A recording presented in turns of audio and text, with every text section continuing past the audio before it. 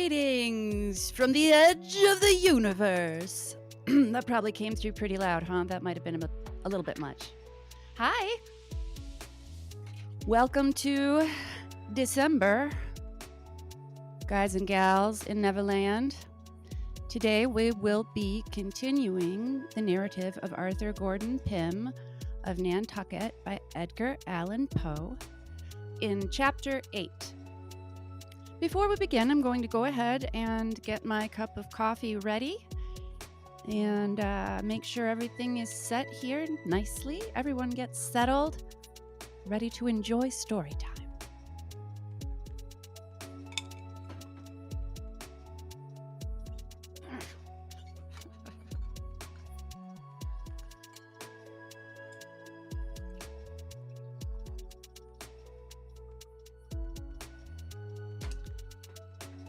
So, I don't know. I have so many questions about how outer space is supposed to work that make no sense. Don't you? I'll bet you do. I don't get it.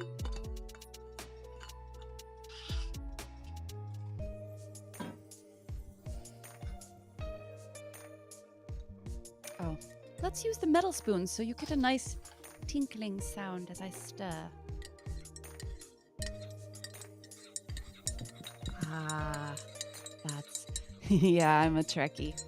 I have pictures from, I don't know, sometime around 2005, maybe, of me wrestling a Klingon in Las Vegas at the Star Trek experience they used to have in the Hilton there. It was so much fun.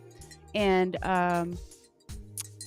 one of the Ferengi cast members hung out with me for a long time and let me rub his lobes. We had a lot of fun.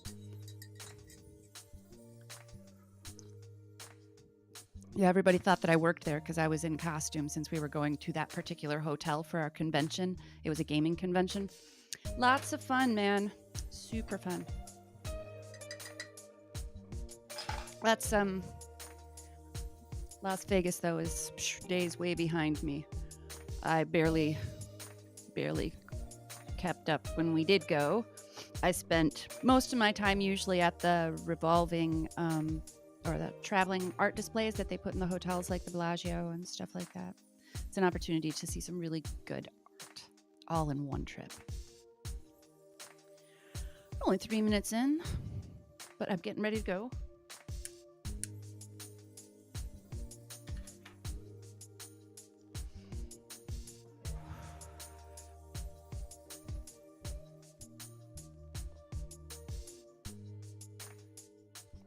Cheers. Chapter 8.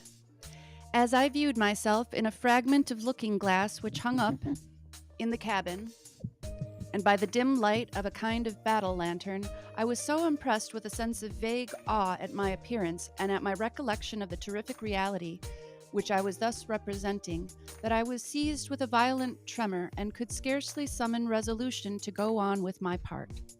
It was necessary, however, to act with decision, and Peters and myself went upon deck.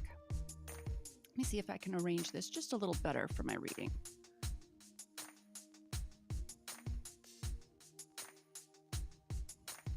That's actually great. Okay. We there found everything safe, and keeping close to the bulwarks, the three of us crept to the cabin companionway. It was only partially closed, precautions having been taken to prevent its being suddenly pushed to from without, by means of placing billets of wood on the upper step so as to interfere with the shutting. We found no difficulty in getting a full view of the interior of the cabin through the cracks where the hinges were placed. It now proved to have been very fortunate for us that we had not attempted to take them by surprise, for they were evidently on the alert. Only one was asleep, and he was lying just at the foot of the companion ladder, with a musket by his side. The rest were seated on several mattresses, which had been taken from the berths and thrown on the floor. They were engaged in earnest conversation, and although they had been carousing, as appeared from 2 empty jugs, with some tin tumblers which lay about, they were not as much intoxicated as usual. All had knives, 1 or 2 of them pistols, and a great many muskets were lying in a berth close at hand. We listened to their conversation for some time before we could make up our minds how to act, having as yet resolved on nothing determinate, except that we would attempt to paralyze their exertions when we should attack them by means of the apparition of Rogers. Oh, and now she's fallen below deck. Oh no! Well, doing a shitty job as first mate, might as well just throw her out. Shit. We list. Well, no. Wait, I'm sorry, I missed that. They were discussing their piratical plans, in which all we could hear distinctly was that they would unite with the crew of a schooner Hornet, and if possible, get the schooner herself into their possession preparatory to some attempt on a large scale, the particulars of which could not be made out by either of us.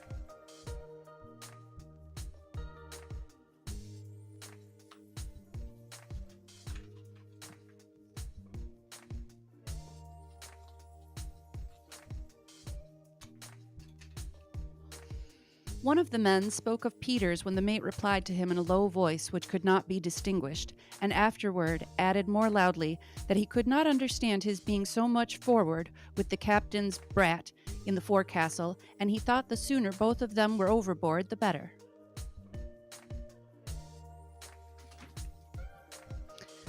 To this no answer was made, but we could easily perceive that the hint was well received by the whole party, and more particularly by Jones. At this period I was excessively agitated, the more so as I could see that neither Augustus nor Peters could determine how to act. I made up my mind, however, to sell my life as dearly as possible, and not to suffer myself to be overcome by any feelings of trepidation. The tremendous noise made by the roaring of the wind in the rigging and the washing of the sea over the deck prevented us from hearing what was said, except during momentary lulls. One of these, we all distinctly heard the mate tell one of the men to go forward. Go forward and order the D.D. lubbers to come into the cabin, where he could have an eye upon them, for he wanted no such secret doings on board the brig. It was well for us that the pitching of the vessel at this moment was so violent as to prevent this order from being carried into instant execution. The cook got up from his mattress to go for us when a tremendous lurch, which I thought would carry away the masts, threw him headlong against one of the larboard stateroom doors, bursting it open and creating a good deal of other confusion. Luckily, neither of our party was thrown from his position, and we had time to make a precipitate retreat to the forecastle and arrange a hurried plan of action before the messenger made his appearance, or rather before he put his head out of the companion hatch, for he did not come on deck. From his station he could not notice the absence of Allen, and he accordingly bawled out, as if to him, repeating the orders of the mate. Peters cried out, "Aye, aye," in a disguised voice, and the cook immediately went below without entertaining a suspicion that all was not right.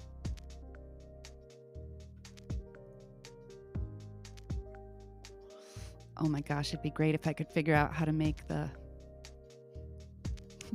links. I will. Give me time.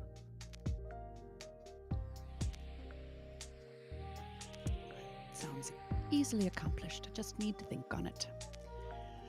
My two companions now proceeded boldly aft and down into the cabin, Peters closing the door after him in the same manner he had found it. The mate received them with feigned cordiality and told Augustus that since he had behaved himself so well of late, he might take up his quarters in the cabin and be one of them for the future.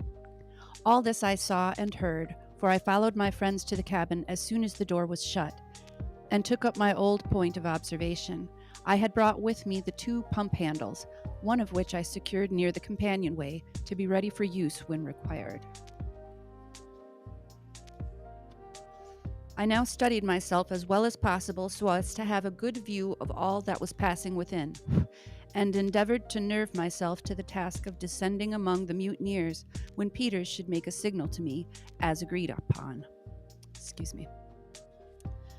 Presently, he contrived to turn the conversation upon the bloody deeds of the mutiny, and by degrees led the men to talk of the thousand superstitions which are so universally current among seamen. I could not make out all that was said, but I could plainly see the effects of the conversation in the countenances of those present.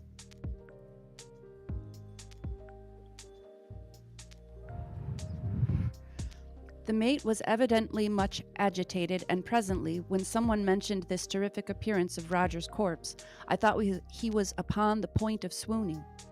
Peters now asked him if he did not think it would be better to have the body thrown overboard at once, as it was too horrible a sight to see it floundering about in the scuppers. At this the villain absolutely gasped for breath, and turned his head slowly round upon his companions, as if imploring someone to go up and perform the task. No one, however, stirred, and it was quite evident that the whole party were wound up to the highest pitch of nervous excitement. Peters now made the signal. I immediately threw open the door of the companionway, and descending without uttering a syllable, stood erect in the midst of the party. The intense effect produced by this sudden apparition is not at all to be wondered at when the various circumstances are taken into consideration.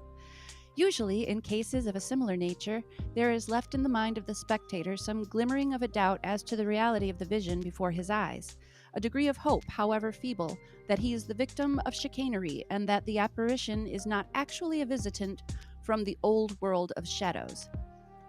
It is not too much to say that such remnants of doubt have been at the bottom of almost every such visitation, and that the appalling horror which has sometimes been brought about is to be attributed, even in the cases most in point, and where most suffering has been experienced, more to a kind of anticipative horror lest the apparition might possibly be real, than to an unwavering belief in its reality.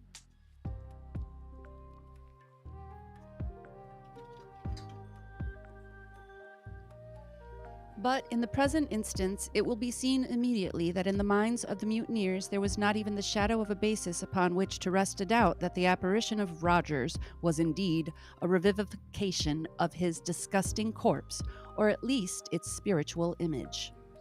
The isolated situation of the brig, with its entire inaccessibility on account of the gale, confined the apparently possible means of deception within such narrow and definite limits that they must have thought themselves enabled to survey them all at a glance. They had now been at sea 24 days without holding more than a speaking communication with any vessel whatever. The whole of the crew, too, at least all whom they had the most remote reason for suspecting to be on board, were assembled in the cabin, with the exception of Allen, the watch, and his gigantic stature. He was 6 feet 6 inches high, was too familiar in their eyes to permit the notion that he was the apparition before them to enter their minds even for an instant.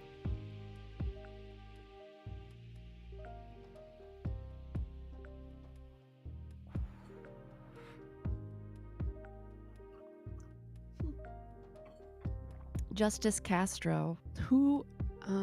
Justine Castro. I'll have to look up who that is. Obviously, it's a Castro. That's a dead giveaway, but those are just dollies. Some of my gals. They came to be crewmen for me today in lieu of seamen. We don't need any of those because we're in space. So we only need crewmen's. Women's. Add to these considerations the awe-inspiring nature of the tempest and that of the conversation brought about by Peters, the deep impression which the loathsomeness of the actual corpse had made in the morning upon the imagination of the men, the excellence of the imitation in my person, and the uncertain and wavering light in which they beheld me, as the glare of the cabin lantern, swinging violently to and fro, fell dubiously and fitfully upon my figure, and there will be no reason to wonder that the deception had even more than the entire effect which we had anticipated. The mate sprang up from the mattress on which he was lying, and without uttering a syllable fell back, stone dead, upon the cabin floor, and was hurled to the leeward like a log by a heavy roll of the brig. Of the remaining 7, there were but 3 who had at first any degree of presence of mind. The 4 others sat for some time rooted apparently to the floor, the most pitiable objects of horror and utter despair my eyes ever encountered.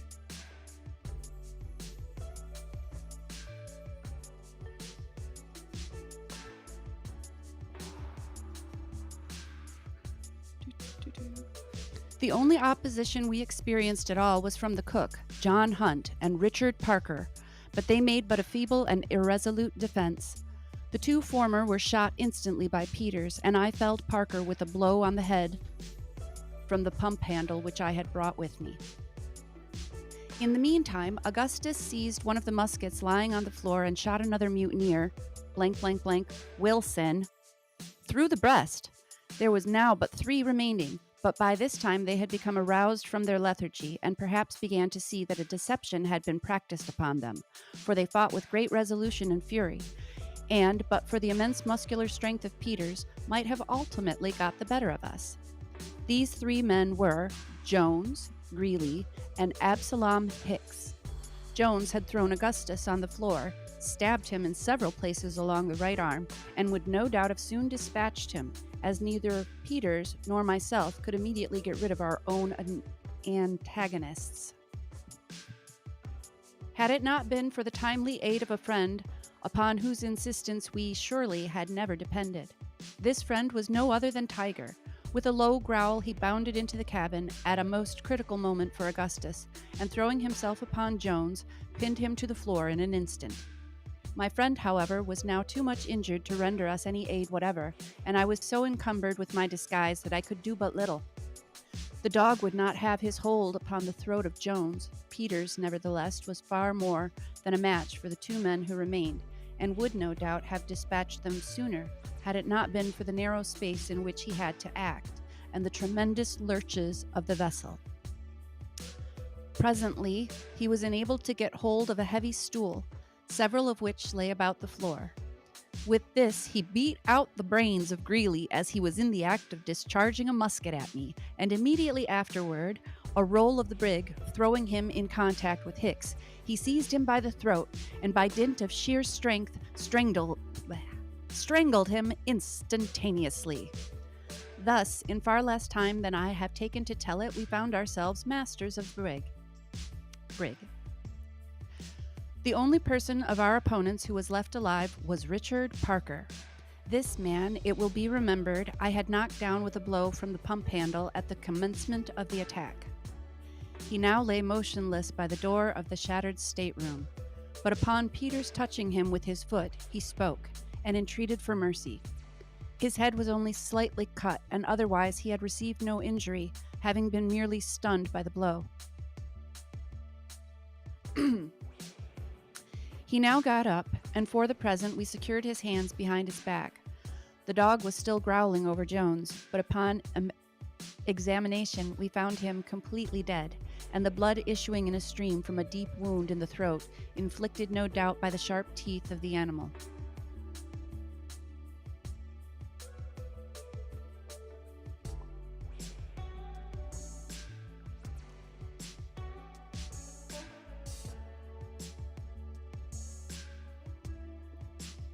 It was now 1 o'clock in the morning, and the wind was still blowing tremendously.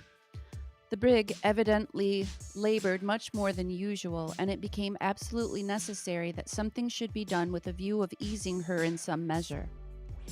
At almost every roll to leeward she shipped a sea, several of which came partially down into the cabin during our scuffle, the hatchway having been left open by myself when I descended.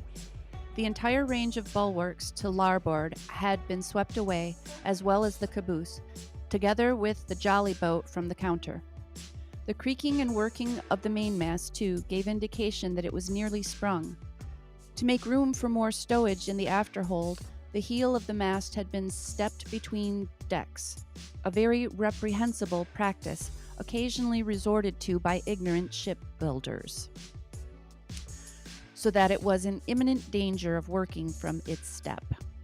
But, to crown all our difficulties, we plumbed the well and found no less than 7 feet of water. Leaving the bodies of the crew lying in the cabin, we got to work immediately at the pumps, Parker, of course, being set at liberty to assist us in the labor. Augustus' arm was bound up as well as we could effect it, and he did what he could, but that was not much. However, we found that we could manage to keep the leak from gaining upon us by having one pump constantly going. As there were only 4 of us, this was severe labor, but we endeavored to keep up our spirits and looked anxiously for daybreak, when we hoped to lighten the brig by cutting away the mainmast.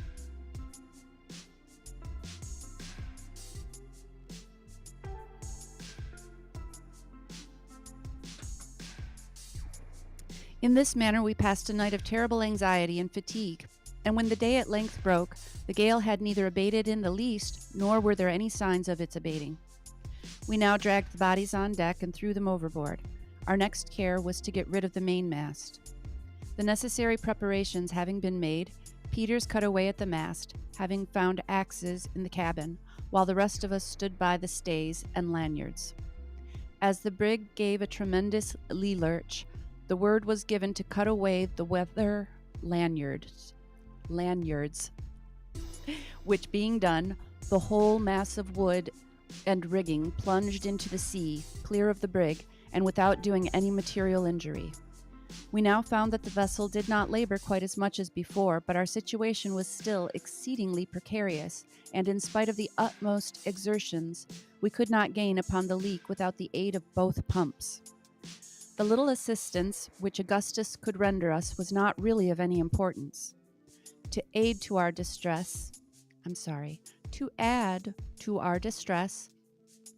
a heavy sea striking the brig to the windward threw her off several points from the wind, and before she could regain her position, another broke completely over her and hurled her full upon her beam ends. The ballast now shifted in a mass to leeward. The stowage had been knocking about perfectly at random for some time, and for a few moments we thought nothing could save us from capsizing. Presently, however, we partially righted, but the ballast still retaining its place to larboard. We lay so much along that it was useless to think of working the pumps, which indeed we could not have done much of longer in any case, as our hands were entirely raw with the excessive labor we had undergone, and were bleeding in the most horrible manner. Contrary to Parker's advice, we now proceeded to cut away the foremast, and at length accomplished it after much difficulty, owing to the position in which we lay. In going overboard, the wreck took with it the bowsprit, and left us a complete hulk. So far we had reason to rejoice in the escape of our longboat, which had received no damage from any of the huge seas which had come on board. But we had not long to congratulate ourselves for the foremasting having gone, and of course the foresail with it, by which the brig had been steadied. Every sea now made a complete breach over us, and in 5 minutes our deck was swept from stem to stern, the longboat and starboard bulwarks torn off, and even the windlass shattered into fragments. It was indeed hardly possible for us to be in a more pitiable condition. At noon there seemed to be some slight appearance of the gale's abating, but in this we were sadly disappointed, for it only lulled for a few minutes to blow with redoubled fury. About 4 in the afternoon it was utterly impossible to stand up against the violence of the blast, and as the night closed in upon us, I had not a shadow of hope that the vessel would hold together until morning. By midnight we had settled very deep in the water, which was now up to the orlop deck. The rudder went soon afterward, the sea which tore it away lifting the after portion of the brig entirely from the water, against which she thumped in her descent with such a concussion as would be occasioned by going ashore. We had all calculated that the rudder would hold its own to the last, as it was unusually strong, being rigged as I have never seen one rigged either before or since. Down its main timber there ran a succession of stout iron hooks, and others in the same manner down the stern post. Through these hooks there extended a very thick wrought iron rod, the rudder being thus held to the stern post and swinging freely on the rod. The tremendous force of the sea which tore it off may be estimated by the fact that the hooks in the stern post, which ran entirely through it, being clinched on the inside, were drawn every one of them completely out of the solid wood. We had scarcely time to draw breath after the violence of this shock when one of the most tremendous waves I had ever then known broke right on board of us, sweeping the companionway clear off, bursting in the hatchways and filling every inch of the vessel with water. I know, man. There's totally Klingons on the starboard bow. And we're being watched over by the letter that shall not be named. There he is. Back there. Which is super funny to me. That concludes Chapter 8. And so, it's a good time to call on the spiders from Mars. Thank you. They have eggs. And inside the golden eggs from the spiders of Mars, we have a nugget of hope for those lost at sea. This is what it looks like.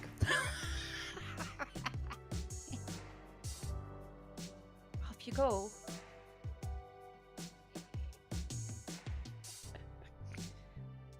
It's time, ladies and gentlemen.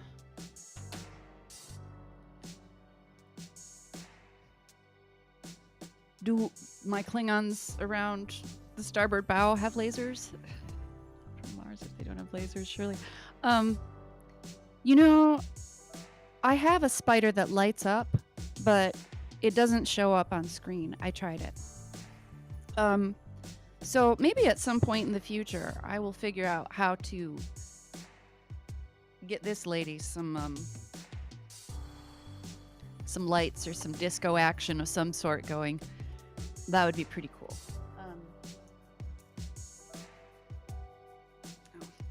It's not here, but yeah.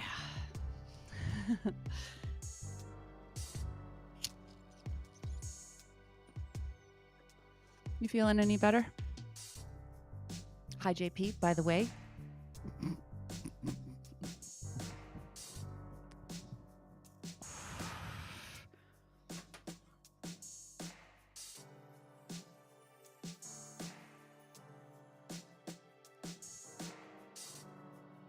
I have two. Two disco balls. I have one that's about that big and another that's the standard, like 10-inch. Actually, in a moment here, we've been reading nearly half an hour. I could get one and hang it up if you'd like a disco ball. That'd be no problem at all.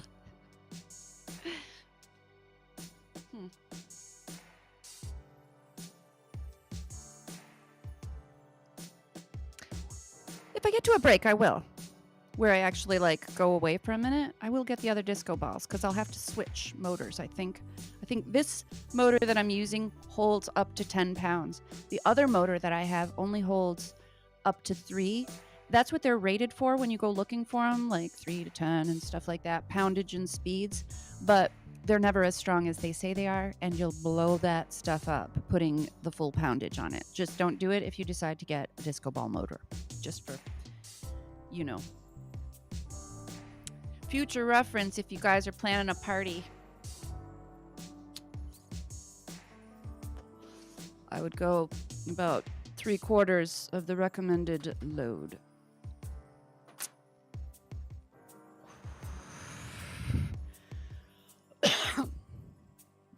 Chapter 9. Luckily, just before night, all 4 of us had lashed ourselves firmly to the fragments of the windlass, lying in this manner as flat upon the deck as possible. This precaution alone saved us from destruction. As it was, we were all more or less stunned by the immense weight of water which tumbled upon us, and which did not roll from above us until we were nearly exhausted. As soon as I could recover breath, I called aloud to my companions. Augustus alone replied, saying, "It is all over with us, and may God have mercy upon our souls." By and by, both the others were unable to speak, when they were exhorted us to take courage.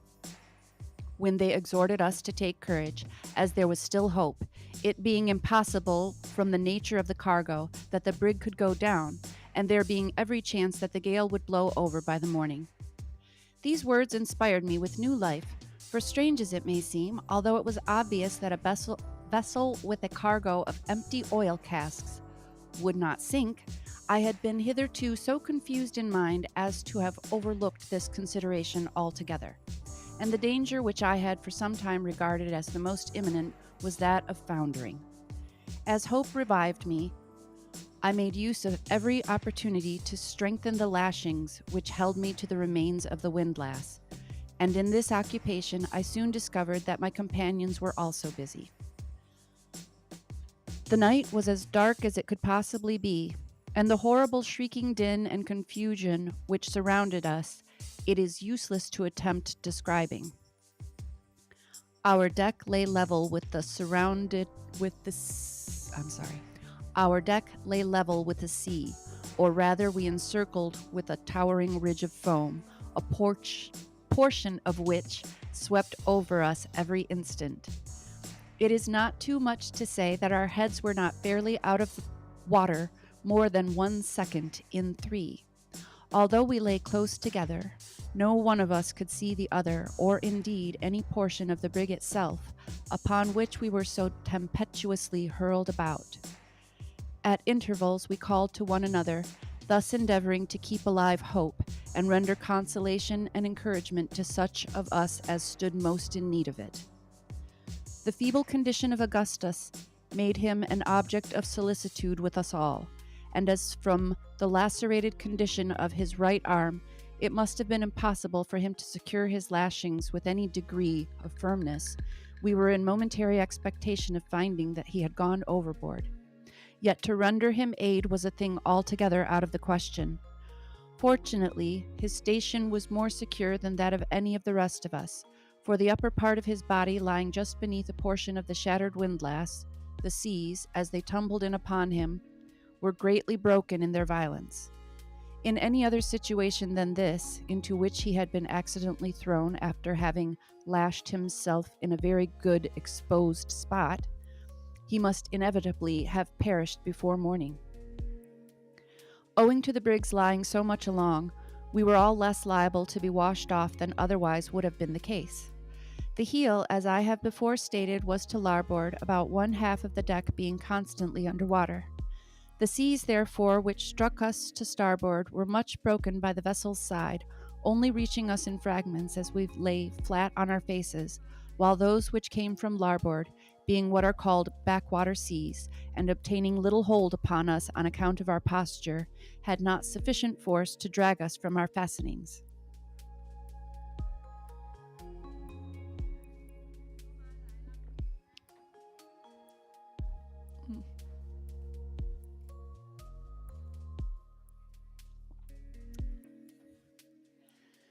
In this frightful situation we lay until the day broke, so as to show us more fully the horrors which surrounded us. The brig was a mere log, rolling about at the mercy of every wave. The gale was upon the increase, if anything, blowing indeed a complete hurricane, and there appeared to us no earthly prospect of deliverance. For several hours we held on in silence, expecting every moment that our lashings would give way, that the remains of the windlass would go by the board, or that some of the huge seas, which roared in every direction around us and above us, would drive the hulk so far beneath the water that we should be drowned before it could regain the surface. By the mercy of God, however, we were preserved from these imminent dangers, and about midday were cheered by the light of the blessed sun. Shortly afterward, we could perceive a sensible diminution in the force of the wind, when, now for the second time, since the latter part of the evening before, Augustus spoke, asking Peters, who lay closest to him, if he thought there was any possibility of our being saved. As no reply was at first made to this question, we all concluded that the hybrid had been drowned where he lay. But presently, to our great joy, he spoke, although feebly, saying that he was in great pain, but so cut by the tightness of his lashings across the stomach that he must either find means of loosening them or perish, as it was impossible that he could endure his misery much longer. This occasioned us great distress, as it was altogether useless to think of aiding him in any manner while the sea continued washing over us as it did. We exhorted him to bear his sufferings with fortitude, and promised to seize the first opportunity which should offer itself to relieve him. He replied that it would soon be too late, that it would all be over with him before we could get him help, and then, after moaning for some minutes, lay silent when we concluded that he had perished. Oh no.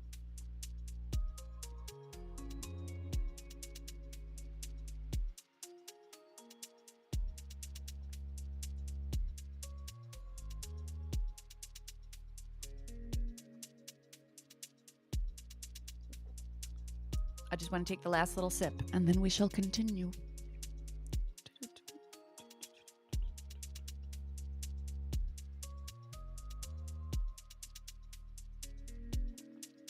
Lovely. And we shall smoke.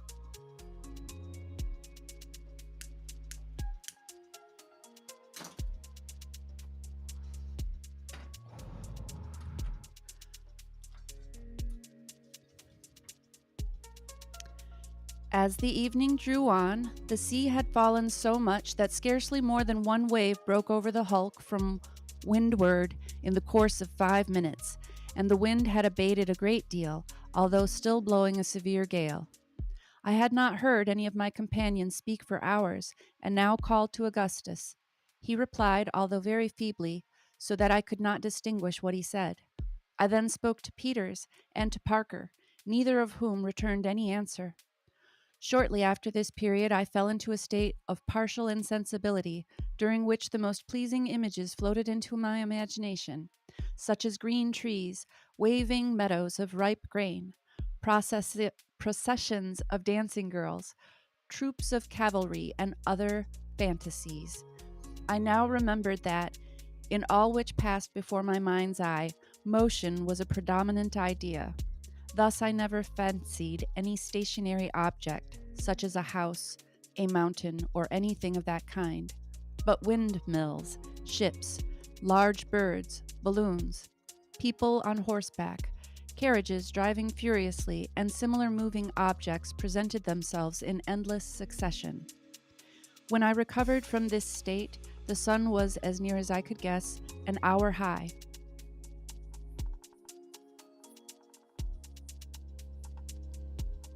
I had the greatest difficulty in bringing to recollection the various circumstances connected with my situation, and for some time remained firmly convinced that I was still in the hold of the brig, near the box, and that the body of Parker was that of Tiger. When I at length completely came to my senses, I found that the wind blew no more than a moderate breeze, and that the sea was comparatively calm, so much so that it only washed over the brig amidships. My left arm had broken loose from its lashings, and was much cut above the elbow. My right was entirely benumbed, and the hand and wrist swollen prodigiously by the pressure of the rope, which had worked from the shoulder downward. I was also in great pain from another rope which went about my waist, and had been drawn to an insufferable degree of tightness. Excuse me. Looking round upon my companions, I saw that Peters still lived, although a thick line was pulled so forcibly around his loins as to give him the appearance of being cut nearly in two. As I stirred, he made a feeble motion to me with his hand, pointing to the rope. Augustus gave no indication of life whatever, and was bent nearly double across a splinter of the windlass. Parker spoke to me when he saw me moving, and asked me if I had not sufficient strength to release him from his situation, saying that if I would summon up what spirits I could, and contrive to untie him, we might yet save our lives, but that otherwise we must all perish. I told him to take courage, and I would endeavor to free him.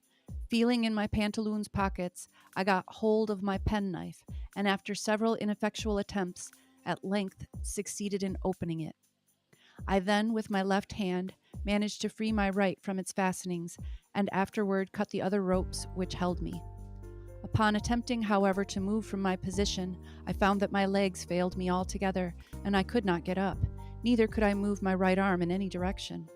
Upon mentioning this to Peter, he advised me to lie quiet for a few minutes, holding on to the windlass with my left hand, so as to allow time for the blood to circulate.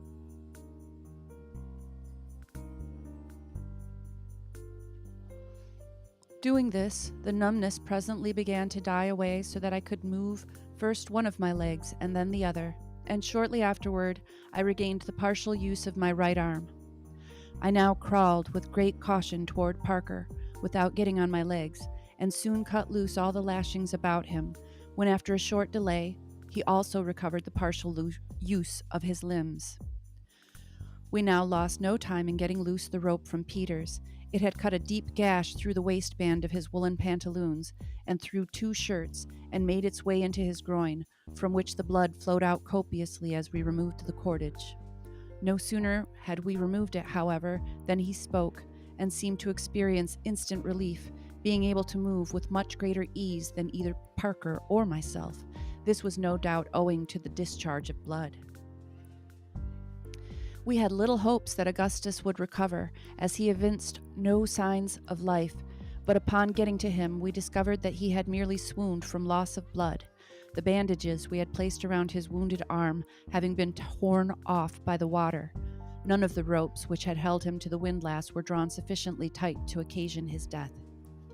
Having relieved him from the fastenings and got him clear of the broken wood about the windlass, we secured him in a dry place to windward, with his head somewhat lower than his body, and all 3 of us busied ourselves in chafing his limbs.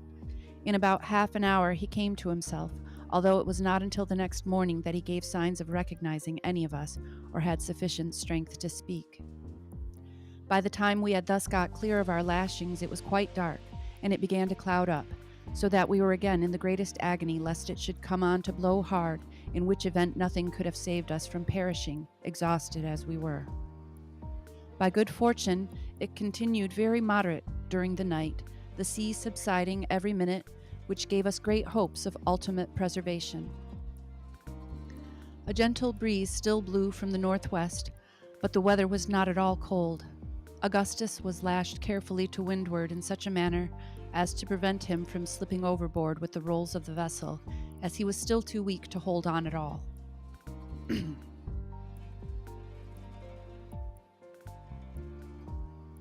Uh-oh. Hope you don't continue to have internet issues. That's never good. For ourselves, there was no such necessity. We sat close together, supporting each other with the aid of the broken ropes about the windlass, and devising methods of escape from our frightful situation.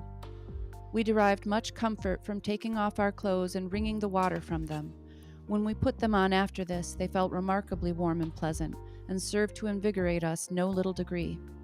We helped Augustus off with his and wrung them for him, when he experienced the same comfort.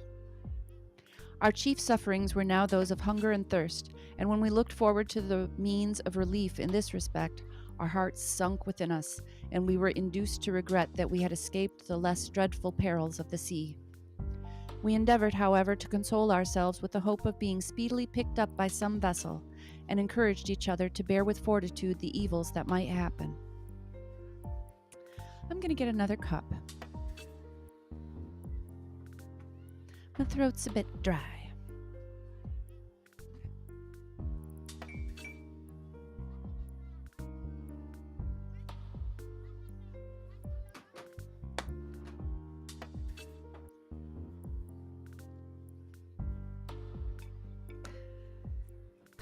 I gotta find a way to have Joopy bring me, like a carton of milk from above or something.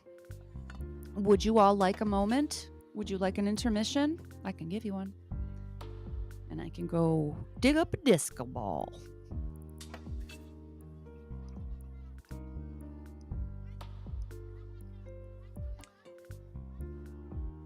We have been going for about 45 minutes. So a break wouldn't be bad. Okay. Probably only be 3 to 5 minutes, but it's a few minutes to give you time to get a drink, tinkle. And I'll see you in just a moment. We'll continue to enjoy the music, and I'll be back and forth.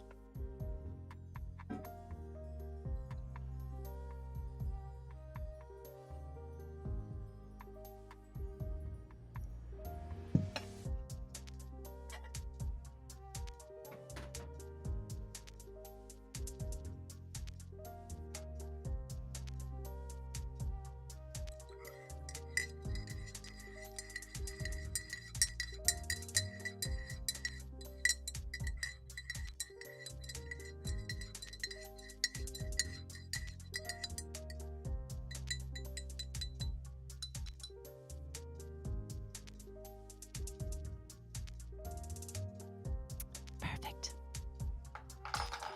Just lovely.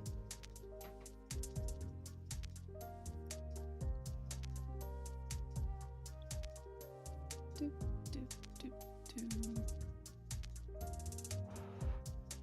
Let's see, what are we listening to today?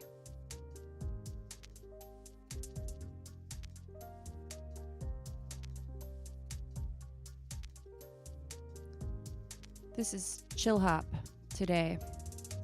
What do you guys think? Does it work with the space thing? I tried the future pop and it was just awful.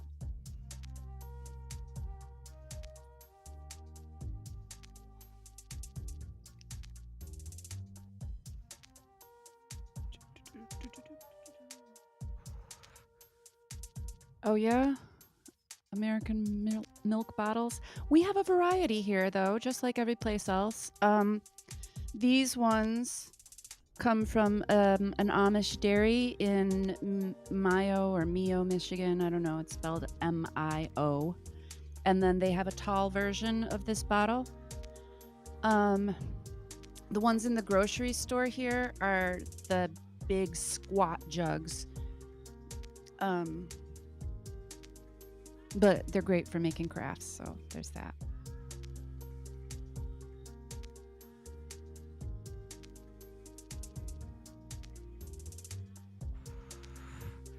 That is just the perfect cup of coffee. I am going to go for just a moment. Excusez-moi. Enjoy the scenery and the music. I shall return.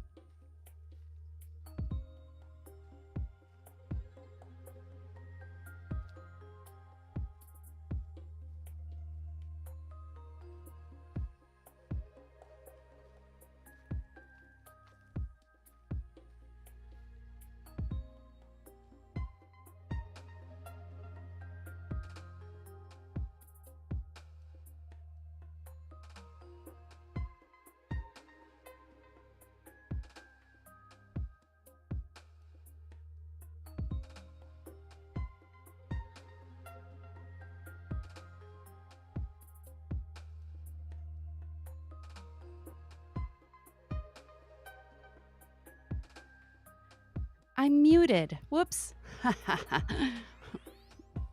Thank you. Good thing I became aware of that before we began again, right? Thank you. I might have gone on for a long time. Hi, Lord Racer. It's really good to see you.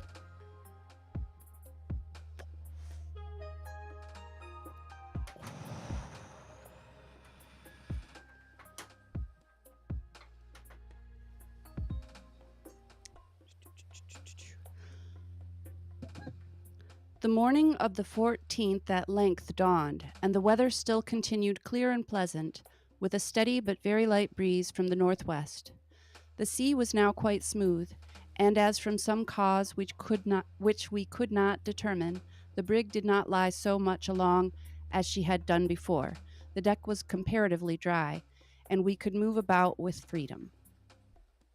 We had now been better than 3 entire days and nights without either food or drink, and it became absolutely necessary that we should make an attempt to get up something from below.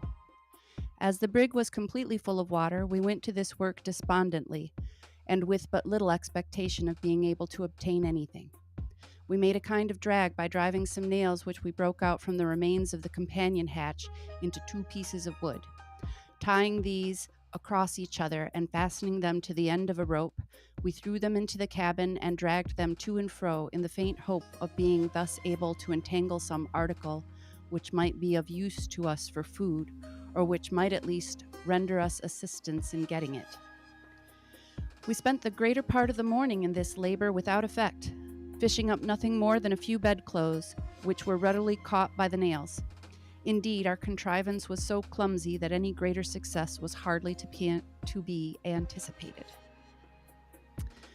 We now tried the forecastle, but equally in vain, and were upon the brink of despair when Peters proposed that we should fasten a rope to his body and let him make an attempt to get up something by diving into the cabin. This proposition we hailed with all delight which reviving hope could inspire. He proceeded immediately to strip off his clothes with the exception of his pantaloons, and a strong rope was then carefully fastened around his middle, being brought up over his shoulders in such a manner that there was no possibility of its slipping. The undertaking was one of great difficulty and danger, for as we could hardly expect to find much, if any, provision in the cabin itself, it was necessary that the diver, after letting himself down, should make a turn to the right and proceed under water a distance of 10 or 12 feet in a narrow passage to the storeroom and return without drawing breath. Ooh.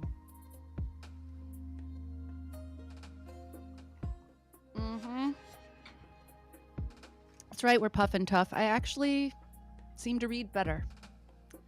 I slur my words less. Probably because I'm more relaxed. I don't know.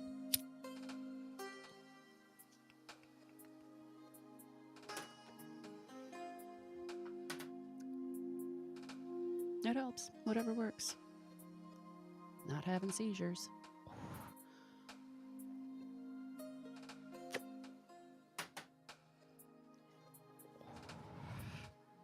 Everything being ready, Peters now descended into the cabin, going down the companion ladder until the water reached his chin.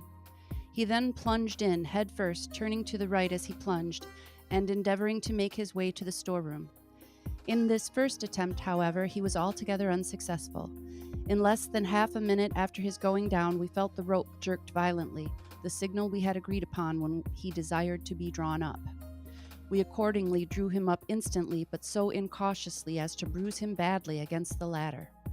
He had brought nothing with him, and had been unable to penetrate more than a very little way into the passage, owing to the constant exertions he found it necessary to make in order to keep himself from floating up against the deck. Upon getting out, he was very much exhausted, and had to rest a full 15 minutes before he could again venture to descend.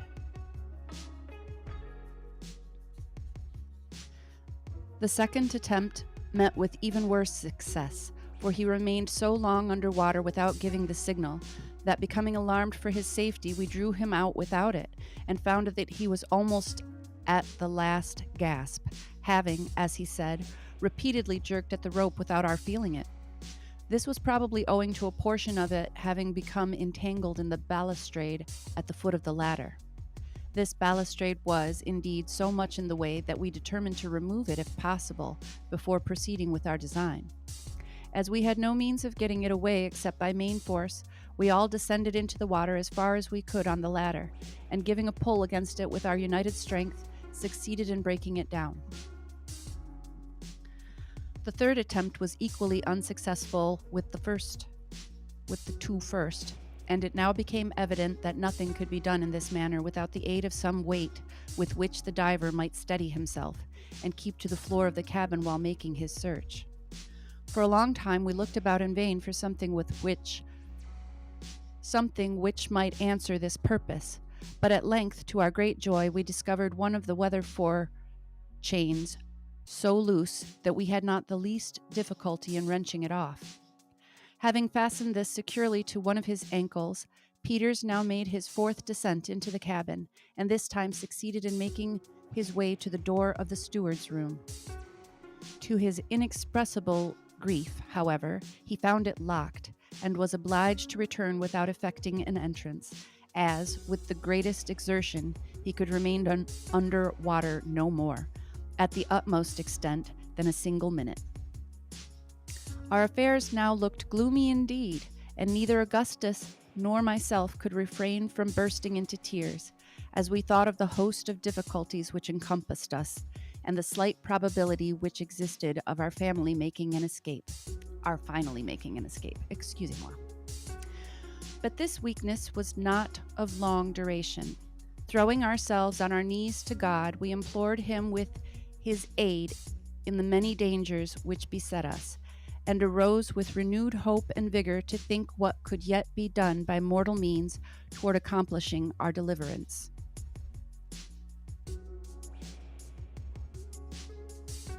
Yep, I guess the batteries died on that disco ball. What a bummer.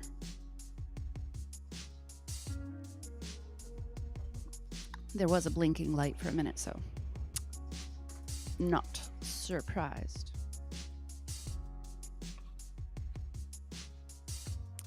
Chapter 10. Shortly afterward, an incident occurred which I am induced to look upon as more intensely productive of emotion, as far more replete with the extremes first of delight and then of horror, than even any of the 1,000 chances which afterward befell me in 9 long years, crowded with events of the most startling and, in many ways, of the most unconceived and unconceivable character. We were lying on the deck near the companionway and debating the possibility of yet making our way into the storeroom, when, looking toward Augustus, who lay fronting myself, I perceived that he had become all at once deadly pale, and that his lips were quivering in the most singular and unaccountable manner. Greatly alarmed, I spoke to him, but he made no reply, and I was beginning to think that he was suddenly taken ill, when I took notice of his eyes, which were glaring apparently at some object behind me. I turned my head, and shall never forget the ecstatic joy which thrilled through every particle of my frame when I perceived a large brig bearing down upon us, and not more than a couple of miles off. I sprung to my feet, as if a musket bullet had suddenly struck me to the heart, and stretching out my arms in the direction of the vessel, stood in this manner motionless and unable to articulate a syllable. Peters and Parker were equally affected, although in different ways. The former danced about the deck like a madman, uttering the most extravagant rhodomontades. I don't know this word. Rodomontades. Intermingled with howls and imprecations, while the latter burst into tears and continued for many minutes weeping like a child. The vessel in sight was a large hermaphrodite brig of a Dutch build, and painted black with a tawdry gilt figurehead.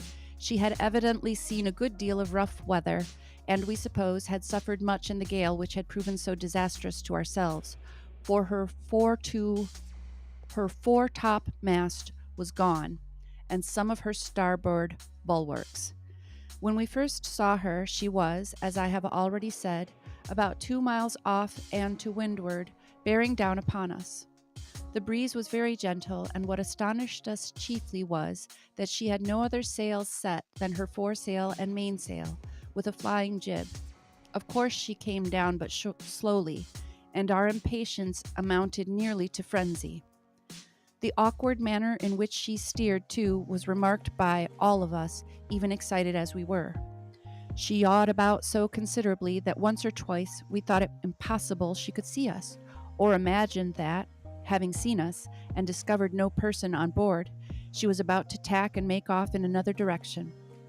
Upon each of these occasions we screamed and shouted at the top of our voices, when the stranger would appear to change for a moment her intention, and again hold on toward us. This singular conduct being repeated 2 or 3 times, so that at last we could think of no other manner of accounting for it than by supposing the helmsman to be in liquor.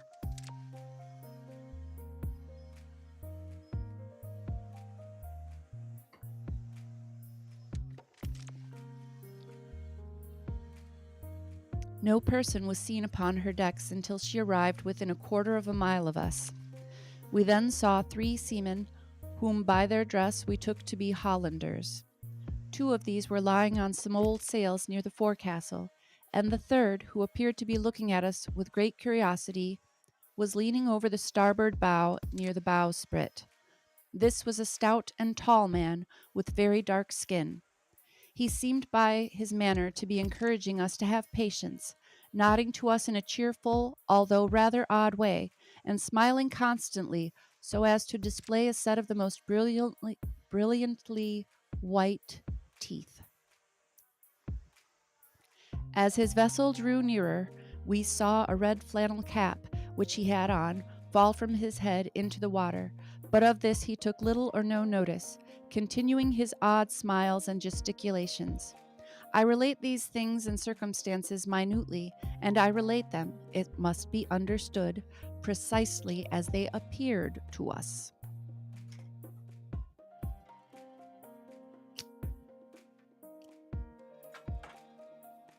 Oh, oh my.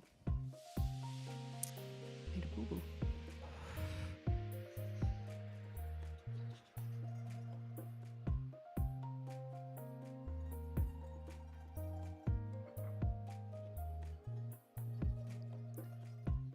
The brig came on slowly, and now more steadily than before, and I cannot speak calmly of this event.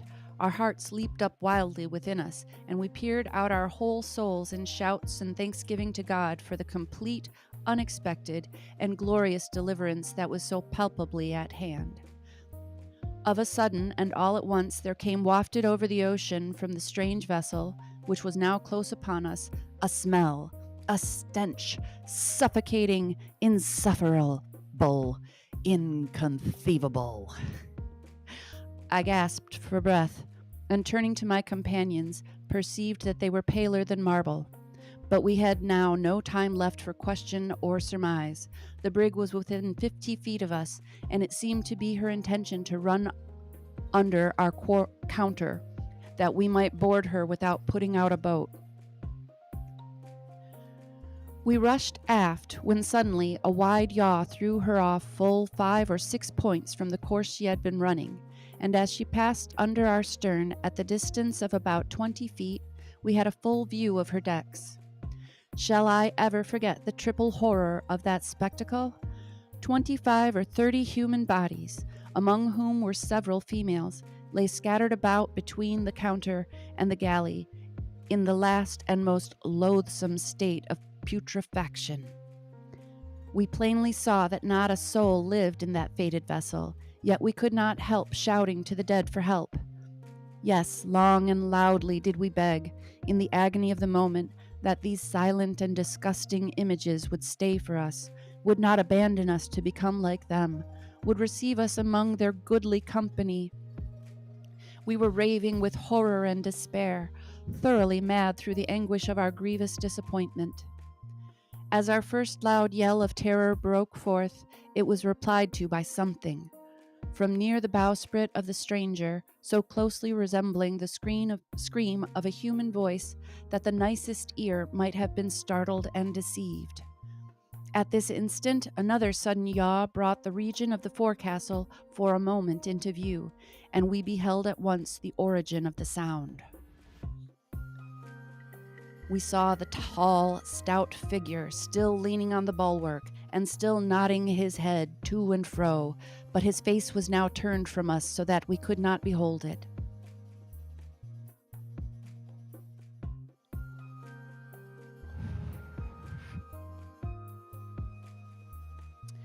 His knees were lodged upon a stout rope, tightly stretched, and reaching from the hill of the bowsprit to a cat head. On his back, from which a portion of the shirt had been torn, leaving it bare, there sat a huge seagull, busily gorging itself with the horrible flesh, its bill and talons buried deep, and its white plumage splattered all over with blood. As the brig moved farther round so as to bring us close in view, the bird, with much apparent difficulty, drew out its crimsoned head, and after eyeing us for a moment as if stupefied, rose lazily from the body upon which it had been feasting, and flying directly above our deck, hovered there a while with a portion of clotted and liver-like substance in its beak. Gross. The horrid morsel dropped at length with a sullen splash immediately at the feet of Parker. May God forgive me, but now for the first time there flashed through my mind a thought which I will not mention, and I felt myself making a step toward the ensanguined spot. I looked upward, and the eyes of Augustus met my own with a degree of intense and eager meaning which immediately brought me to my senses. I sprang forward quickly, and with a deep shudder, threw the frightful thing into the sea.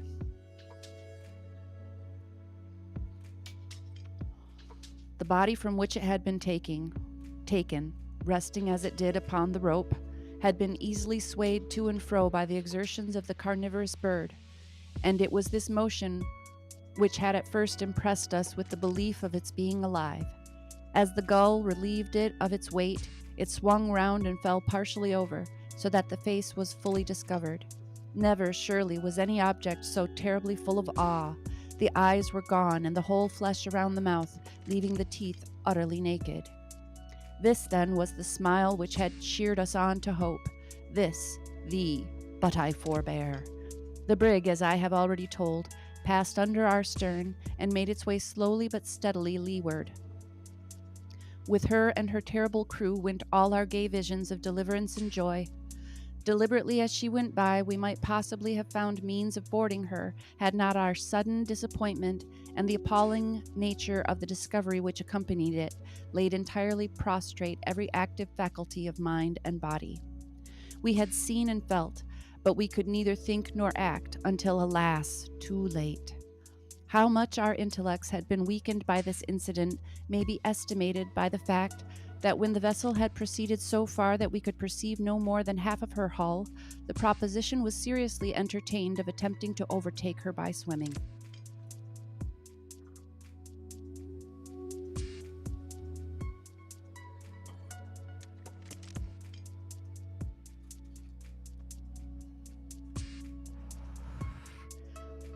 I have since this period vainly endeavored to obtain some clue to the hideous uncertainty which enveloped the fate of the stranger.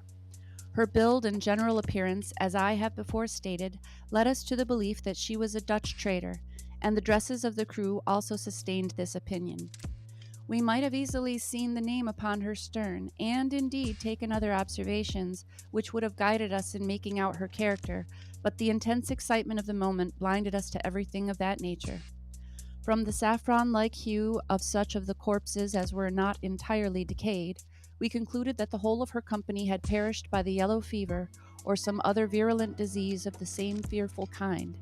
If such were the case, and I know not what else to imagine, death, to judge from the positions of the bodies, must have come upon them in a manner awfully sudden and overwhelming, in a way totally distinct from that which generally characterizes even the most deadly pestilences with which mankind are acquainted.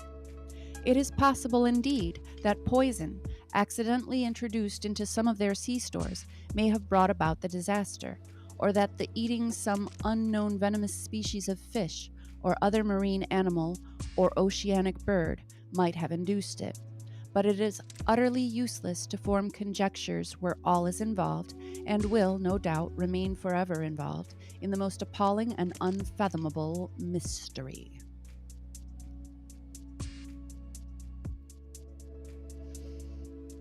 I'm going to continue into chapter 11. That was the end of chapter 10. But my back itches, and I don't have a back scratcher. Oh, yes, I do. I'll scratch it myself.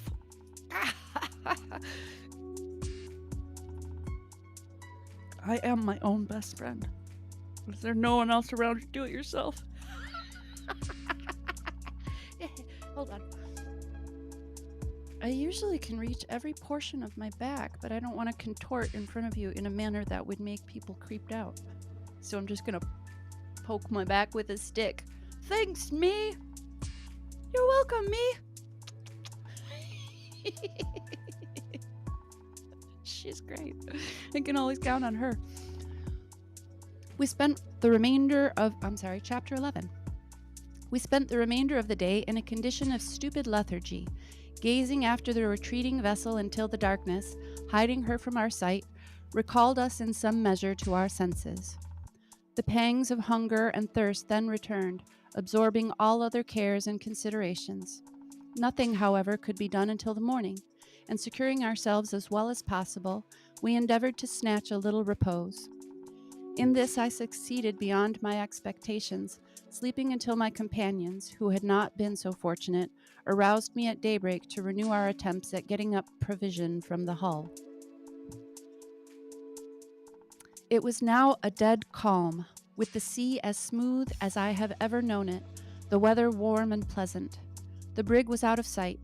We commenced our operations by wrenching off with some trouble another of the forechains, and having fastened both to Peter's feet, he again made an endeavor to reach the door of the storeroom, thinking it possible that he might be able to force it open, provided he could get at it in sufficient time, and this he hoped to do as the hulk lay more steadily than before.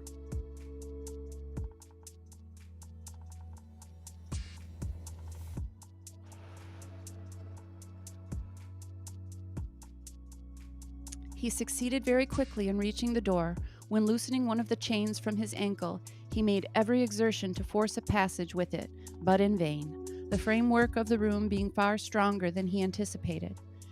He was quite exhausted with his long stay under water, and it became absolutely necessary that some other one of us should take his place. For this service, Parker immediately volunteered, but after making 3 ineffectual efforts, found that he could never even succeed in getting near the door. The condition of Augustus' wounded arm rendered it useless for him to attempt going down, as he would be unable to force the room open should he reach it, and it accordingly now devolved upon me to exert myself for our common deliverance.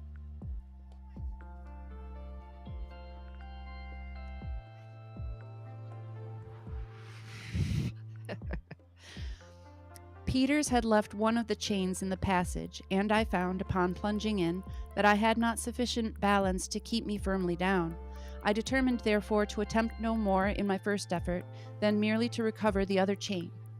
In groping along the floor of the passage for this, I felt a hard substance, which I immediately grasped, not having time to ascertain what it was, but returning and ascending instantly to the surface.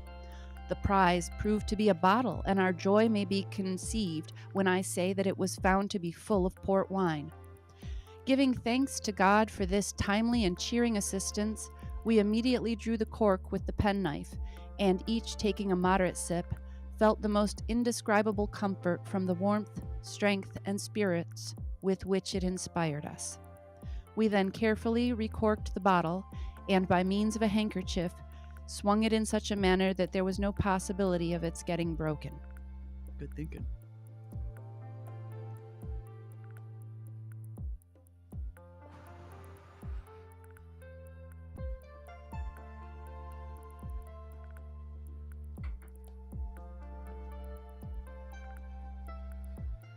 Having rested a while after this fortunate discovery, I again descended, and now recovered the chain, with which I instantly came up. I then fastened it on and went down for the third time, when I became fully satisfied that no exertions whatever in that situation would enable me to force open the door of the storeroom. I therefore returned in despair. There seemed now to be no longer any room for hope, and I could perceive in the countenances of my companions that they had made up their minds to perish.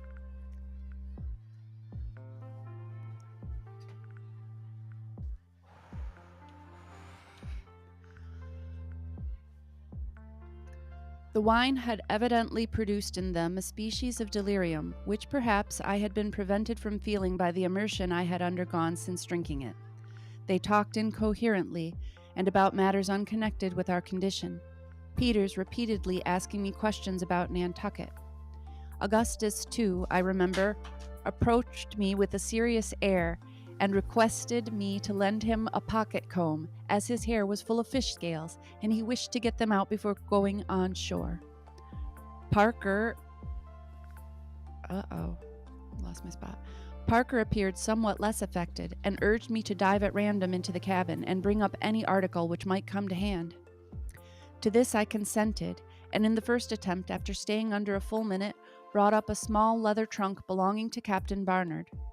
This was immediately opened, in the faint hope that it might contain something to eat or drink.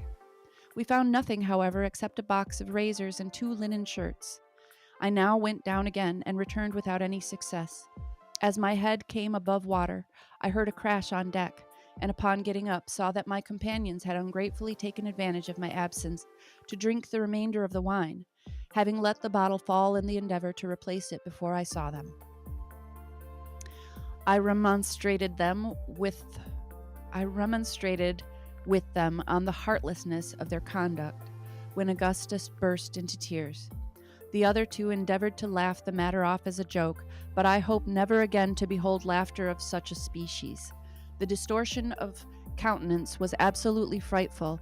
Indeed, it was apparent that the stimulus in the empty state of their stomachs had taken instant and violent effect, and that they were all exceedingly intoxicated. With great difficulty I prevailed upon them to lie down, when they fell very soon into a heavy slumber, accompanied with loud, stertorous breathing. Stertorous. I don't know that word. I now found myself, as it were, alone in the brig, and my reflections, to be sure, were of the most fearful and gloomy nature. No prospect offered itself to my view but a lingering death by famine, or at the very best by being overwhelmed in the first gale which should spring up, for in our present exhausted condition we could have no hope of living through another. The gnawing hunger which I now experienced was nearly insupportable, and I felt myself capable of going to any lengths in order to appease it. With my knife I cut off a small portion of the leather trunk and endeavored to eat it, but found it utterly impossible to swallow a single morsel, although I fancied that some little alleviation of my suffering was obtained by chewing small pieces of it and spitting them out. Toward night my companions awoke one by one, each in an indescribable state of weakness and horror, brought on by the wine, whose fumes had now evaporated. They shook as if with a violent ague, and uttered the most lamentable cries for water. Their condition affected me in the most lively degree, at the same time causing me to rejoice in the fortunate train of circumstances which had prevented me from indulging in the wine, and consequently from sharing their melancholy and most distressing sensations. Their conduct, however, gave me great uneasiness and alarm, for it was evident that, unless some favorable change took place, they could afford me no assistance in providing for our common safety. I had not yet abandoned all idea of being able to get up something from below, but the attempt could not possibly be resumed until some one of them was sufficiently master of himself to aid me by holding the end of the rope while I went down. Parker appeared to be somewhat more in possession of his senses than the others, and I endeavored by every means in my power to arouse him. Thinking that a plunge in the sea water might have a beneficial effect, I contrived to fasten the end of a rope around his body, and then, leading him to the companionway, He, remaining quite passive all the while, pushed him in and immediately drew him out. I had good reason to congratulate myself upon having made the experiment, for he appeared much revived and invigorated, and upon getting out asked me, in a rational manner, why I had so served him. Having explained my object, he expressed himself indebted to me, and said that he felt greatly better from the immersion, afterward conversing sensibly upon our situation.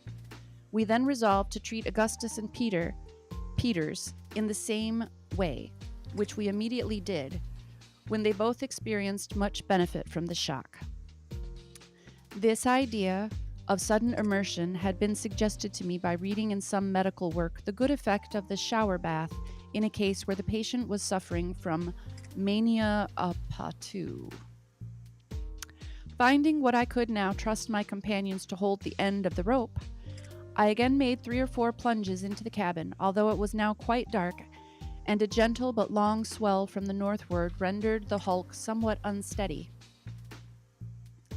In the course of these attempts, I succeeded in bringing up 2 case knives, a 3-gallon jug, empty, and a blanket, but nothing which could serve us for food. I continued my efforts after getting these articles until I was completely exhausted, but brought up nothing else. During the night, Parker and Peters occupied themselves by turns in the same manner, but nothing could come to hand.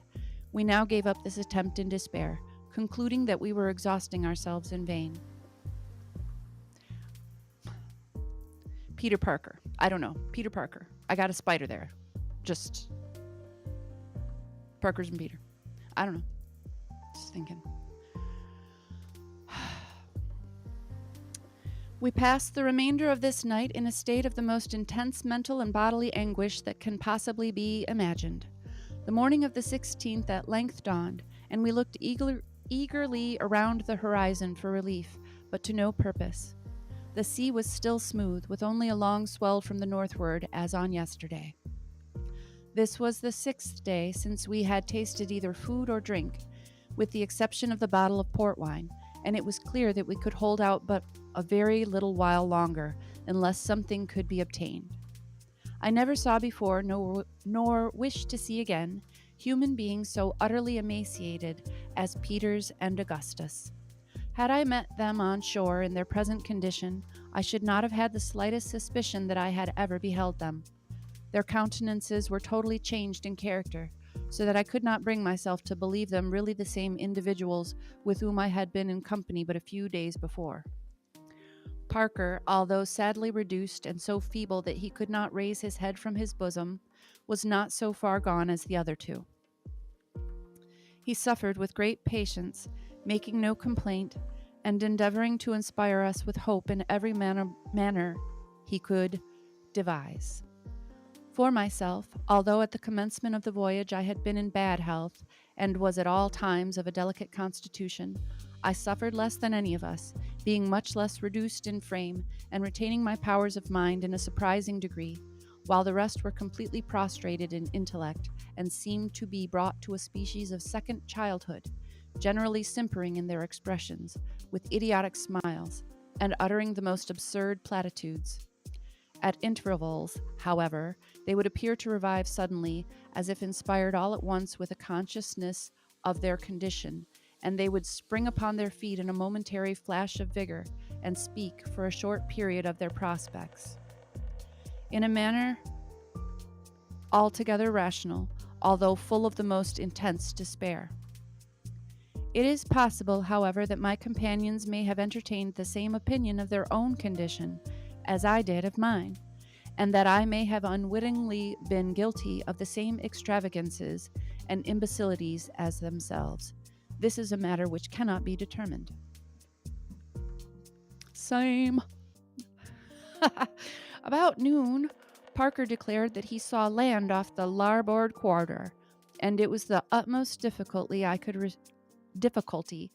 restrain him from plunging into the sea with the view of swimming toward it. Peters and Augustus took little notice of what he said, being apparently wrapped up in moody contemplation. Upon looking in the direction pointed out, I could not perceive the faintest appearance of the shore. Indeed, I was too well aware that we were far from any land to indulge in a hope of that nature. It was a long time, nevertheless, before I could convince Parker of his mistake.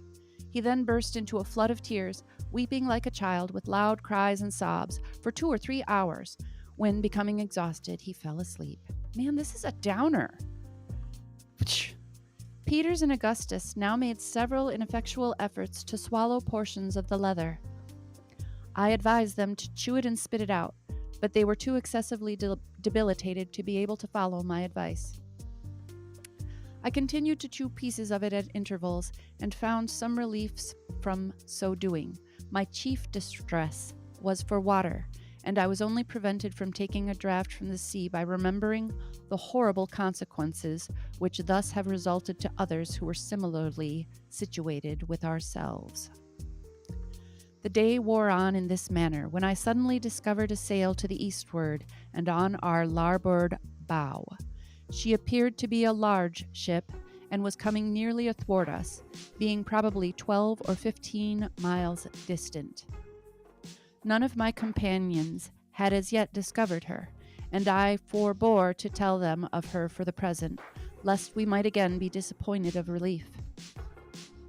At length, upon her getting nearer, I saw distinctly that she was heading immediately for us, with her light sails filled. I could now contain myself no longer, and pointed her out to my fellow sufferers.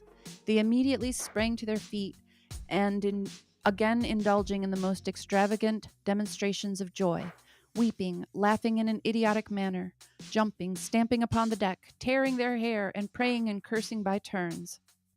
I was so affected by their conduct, as well as by what I now considered a sure prospect of deliverance, that I could not refrain from joining in with their madness, and gave way to the impulses of my gratitude and ecstasy by lying and rolling on the deck, clapping my hands, shouting, and other similar acts, until I was suddenly called to my recollection, and once more to the extreme of human misery and despair, by perceiving the ship all at once with her stern fully presented toward us, and steering in a direction nearly opposite to that in which I had at first perceived her. It was some time before I could induce my poor companions to believe that this sad reverse in our prospects had actually taken place. They replied to all my assertions with a stare and a gesture, implying that they were not to be deceived by such misinterpretations. The conduct of Augustus was most sensibly affected me. In spite of all that I could say or do to the contrary, he persisted in saying that the ship was rapidly nearing us, and in making preparations to go on board of her. Some seaweed floating by the brig, he maintained that it was the ship's boat, and endeavored to throw himself upon it, howling and shrieking in the most heart-rending manner, when I forcibly restrained him from thus casting himself into the sea. Having become in some degree pacified, we continued to watch the ship until we finally lost sight of her, the weather becoming hazy, with a light breeze springing up. As soon as she was entirely gone, Parker turned suddenly toward me with an expression of countenance which made me shudder. There was about him an air of self-possession which I had not noticed in him until now, and before he opened his lips, my heart told me what he would say. He proposed in a few words that one of us should die to preserve the existence of the others.